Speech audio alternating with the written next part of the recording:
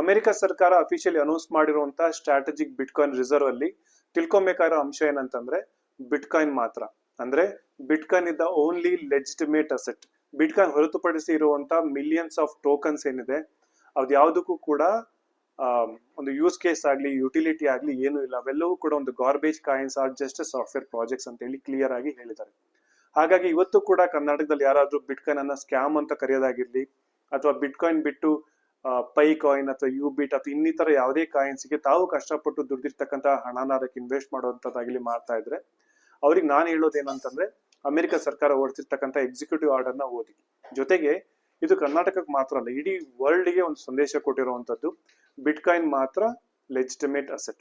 ಈಗ already America ಸರ್ಕಾರನೇ first ಮಾಡಿರುವಂತದ್ದು ಏನಲ್ಲ, ಹಲವಾರು ದೇಶಗಳು ಬಿಟ್ಕಾಯಿನ್ ಅನ್ನ ಅಫಿಷಿಯಲಿ ರೆಕಗ್ನೈಸ್ ಮಾಡಿದವೆ ಅದೇ ಡಿಜಿಟಲ್ ಕಾಮೋಡಿಟಿ ಅಂತ.